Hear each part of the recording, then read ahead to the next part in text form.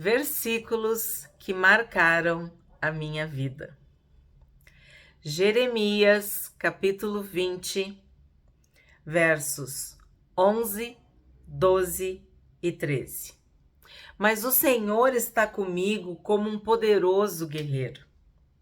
Por isso tropeçarão os meus perseguidores e não prevalecerão. Serão sobremodo envergonhados. E porque não se houveram sabiamente, sofrerão perpétua afronta, que jamais se esquecerá. Tu, pois, ó Senhor dos exércitos, que provas o justo e esquadrinha os afetos do coração. Permite, veja eu, a tua vingança contra eles, pois te confiei a minha causa. Cantai ao Senhor, louvai ao Senhor, pois livrou a alma do necessitado das mãos dos malfeitores.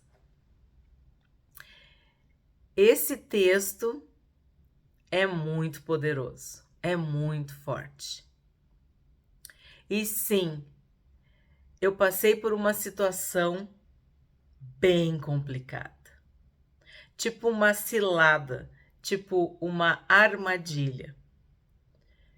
E o Senhor, como um poderoso guerreiro, veio em minha defesa e me salvou e tornou todo o mal planejado contra mim sem efeito. Mas antes de eu relatar a situação, a história, nós vamos ver este texto. Primeiro lugar, com as traduções. Vocês já viram o título do vídeo? Poderoso guerreiro se refere a quem? Quem é o poderoso guerreiro? Outras traduções dizem o valente, terrível valente, forte guerreiro, homem forte e poderoso. E esse texto remete a uma expressão, a uma história, uma comparação, a um exemplo que o Senhor Jesus falou em Lucas capítulo 11, em que ele diz que o homem forte e armado, o homem valente, ele guarda a sua casa, os seus bens. Mas quando vem um valente, um mais valente, mais armado, mais poderoso que ele é preso, é aprisionado, ele perde seus bens, ele é subjugado, depende da tradução. Então, sim, o mal, ele arquiteta, ele planeja, nós vimos em Efésios, as astutas ciladas do maligno. Sim, elas existem e são feitas muitas vezes por pessoas invejosas, pessoas malignas, pessoas que se apressam, como dizem provérbios, que correm para derramar sangue inocente, que fazem intriga, que fazem contenda, que se sentem ameaçados pelo sucesso, pela prosperidade, pelo êxito, pela vitória de certas pessoas. Existem pessoas que têm uma alma tão esmagada, tão sofrida, tão pisada, tão massacrada, que não podem ver uma outra pessoa vencer, prosperar, ser abençoada. O sucesso do outro acaba com ela. Tu não faz nada. Tu só é quem tu é. Tu só vive a tua vida. Tu só faz o teu trabalho. Mas isso incomoda. A luz incomoda as trevas. Olha o exemplo do nosso Senhor. O Senhor Jesus, ele fez o bem. Ele passou o seu tempo na terra fazendo o bem. Curando, libertando, salvando, ensinando, santificando, abençoando. E a Bíblia diz que por inveja os judeus o entregaram. Então, na tua vida, tu deve saber do que eu tô falando. Tu deve saber que muitas vezes circunstâncias no teu trabalho, às vezes na tua família, na tua rua, no teu bairro, no teu condomínio, no clube, na igreja. Eu não sei qual o grupo social no qual tu estás inserido, mas muitas vezes nós somos vítima de pessoas que querem nos derrubar. Utilizadas, usadas, influenciadas pelo mal. Mas sim, isso existe. Não é um exemplo isolado da minha vida. Esse fato que eu vou relatar, ele data de 2017. E como eu sempre falo para vocês, eu anoto as lutas para poder agradecer pelas vitórias. Porque tu só vai ter vitória se tu lutar. Tu só vai triunfar, tu só vai vencer se tu batalhar, se tu pelejar, se tu guerrear. Por quê? Porque somos soldados de Cristo, somos luzeiros nesse mundo. E o exemplo é nesse texto mesmo. O nosso Deus, ele é o Senhor dos exércitos. A guerra pertence a Ele. Ele é o poderoso guerreiro. Ele é o valente mais valente que existe. Então, tu não deve sujar as tuas mãos. Tu não deve fazer justiça com as tuas mãos. Tu não deve te vingar. Tu não deve te rebaixar. Tu tem um Pai que é rei. E é todo poderoso. E Ele reina na terra. Ele reina no mundo, ele reina no universo, ele reina no céu. Não há nome mais poderoso do que o nome do nosso Pai. Somos filhos e filhas do Rei. Somos príncipes e princesas. Tu já pensou um príncipe, uma princesa se rebaixar? Não. Quando Pedro cortou a orelha de Malco, o servo do sumo sacerdote, Jesus falou para ele assim, ó, guarda essa espada. Tu acha que se eu quisesse não chamava uma legião de anjos? Tinha uma tradução que dizia milhares, miríades de anjos. Então, quem luta as nossas lutas, quem luta as nossas guerras, são os anjos de Deus, o exército celestial. Então, não te rebaixa, não suja as tuas mãos. Pois bem, eu trabalhava nessa época com crianças de 8, 9 anos. E havia um aluno específico que causava muitos transtornos, muitos problemas.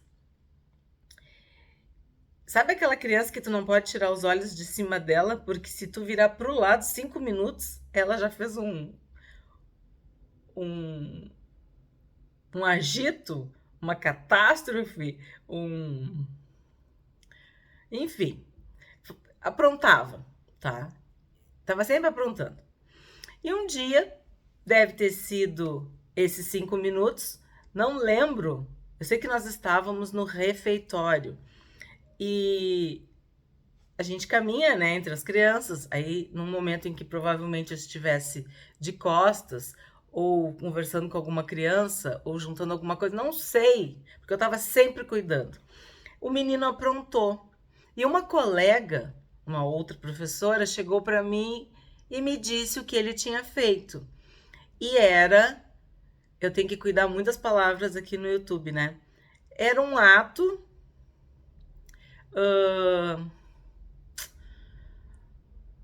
libidinoso, indecente, obsceno, não sei como eu posso falar isso. E causou um transtorno Aí, o que que eu fiz? Na hora de entregar a criança para os pais, eu relatei o fato. E pronto. Para mim era isso. No outro dia eu cheguei, fui trabalhar, estava tão feliz com o meu planejamento. Tem dias que o teu planejamento é redondinho, é perfeito, tu tá assim animada. Pois bem, nesse dia no dia seguinte eu tava com esse planejamento assim, ó. Tava muito feliz com aquela minha aula. E as crianças também. Aí, num determinado horário, bate uma colega na minha porta e diz: Cândida, tu tens que descer porque tem uma reunião, tu precisa participar de uma reunião com os pais do aluno tal, com a direção, com a coordenação, com a supervisão, com o SOI, e eu vou ficar aqui com os teus alunos. Aí eu, o quê? O que aconteceu? Por quê? Tipo, eu nem imaginava. Fiquei muito triste, porque eu queria muito seguir com o meu planejamento. As crianças ficaram decepcionadas. E é verdade, ele não estava na sala. Ele faltou nesse dia. Aí eu fui, mas já fui triste, sabe? Já fui muito triste. Quando eu chego na sala, é verdade,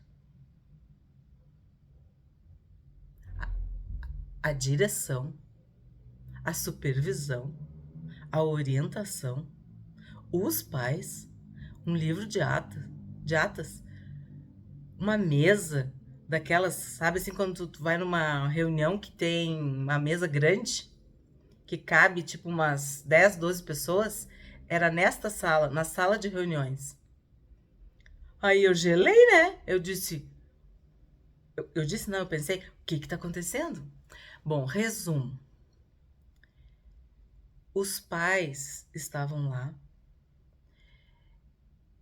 e começaram a me ameaçar, a me amedrontar, a me constranger, dizendo que eu era uma mentirosa, que o que eu tinha falado o menino não tinha feito, que da onde que eu tinha tirado isso? Aí eu percebi que a pessoa que me falou não estava na reunião. E que esta professora não estava na escola naquele dia. E que todos, aparentemente, estavam contra mim. E sim, eu não vi. Mas professores têm fé pública. Então, ainda mais um servidor público. Eu relatei o fato. Eu comuniquei. E pronto. E ponto. Só que eu percebi que havia uma atmosfera ali de conspiração, tipo de um conluio, de algo que estava com as cartas marcadas. E aí eu vou para Jeremias capítulo 11, tu vai entender. Pega aí a tua Bíblia, pega. Jeremias, umas páginas para trás, 11, 18 e 20. O Senhor me fez saber, e eu o soube. Então me fizeste ver as maquinações. Eu era como um manso cordeiro que é levado ao matadouro, porque eu não sabia que tramavam projetos contra mim, dizendo: destruamos a árvore com seu fruto. A ele cortemo-lo da terra dos viventes, e não haja mais memória do seu nome. 20. Mas o Senhor dos exércitos, o justo juiz, que prova o mais íntimo do coração, veja eu a tua vingança sobre eles, pois a ti revelei a minha causa. A Bíblia diz que a pessoa tem razão até que tu fale. Então, eu já comecei a orar clamar aos anjos do Senhor ali, pedir proteção, porque eu sei como é que as coisas funcionam. E começou ataque de tudo quanto era lado. E eu pedi sabedoria. E quando eu falei, eu destruí os argumentos que estavam se levantando contra mim. Vou encurtar a história. O menino pediu transferência. Eu tenho que cuidar para falar, né?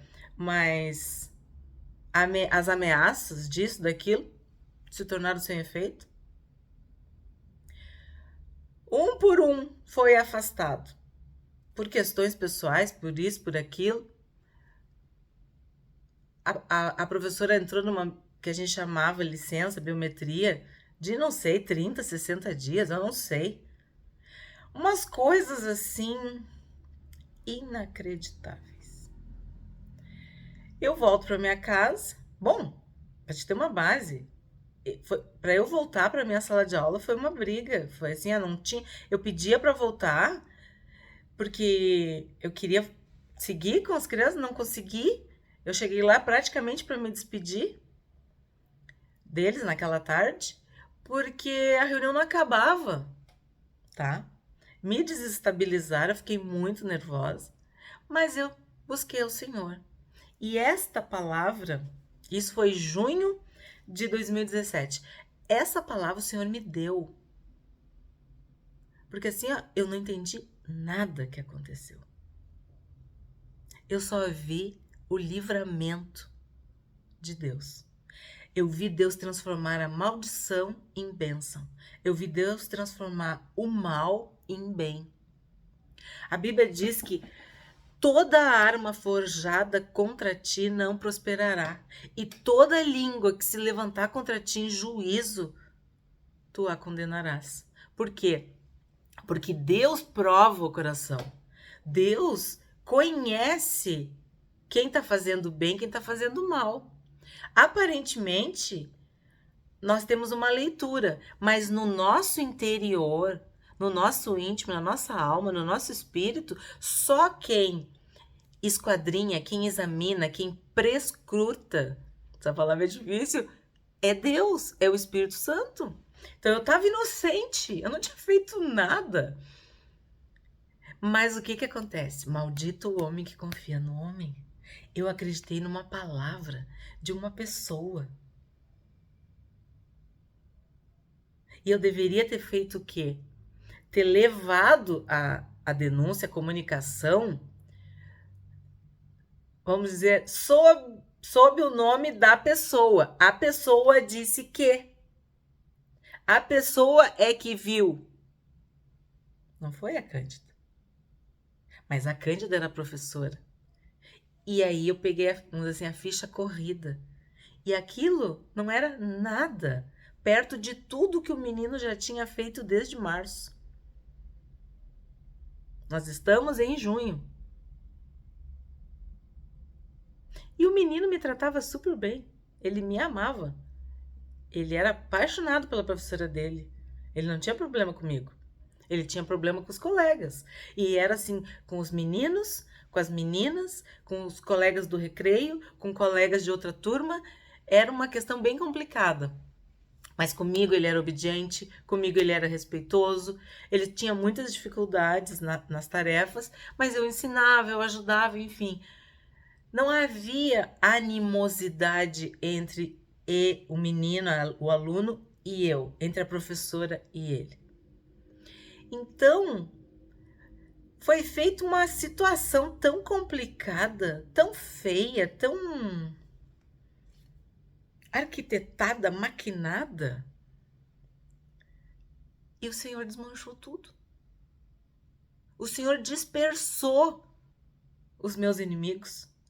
Vieram por um caminho para me atingir e tiveram que fugir por 7. Eu tô falando para vocês. Foi assim que aconteceu. Vieram por um, fugiram por 7. Desesperados, atordoados, confundidos, não entenderam nada que aconteceu. Mas eu sabia quem estava pelejando por mim. quem estava me guardando, quem estava me livrando do mal. A Bíblia diz, Jesus disse, nós vamos ser perseguidos. Lembra que a gente estudou nas Bem-aventuranças, Sermão do Monte? Bem-aventurados que são perseguidos pelo meu nome. Sim, eu já contei aqui para vocês. Eu sempre fui a do contra. Aquela que, não vou fazer isso. Isso está contra os meus princípios, não sei o quê. Tu é aquela pessoa, para tu ser sal e luz, tu tem que te posicionar. Tu tem que ser firme, tu não pode ficar de conversinha, tu não pode ficar rindo, tu não pode participar das, eu vou dizer uma palavra assim, bandalheiras, das coisas vulgares, das coisas pequenas que acontecem. Tu tem que se santificar, te consagrar, te separar, tu tem que ter uma postura, tu tem que ser uma pessoa séria, tu tem que ter um nome, tu tem que, sabe, construir a tua imagem, o teu testemunho diariamente. Não ficar falando mal de A, de B ou de C. Não ficar levando e trazendo. Não ficar de conversinha.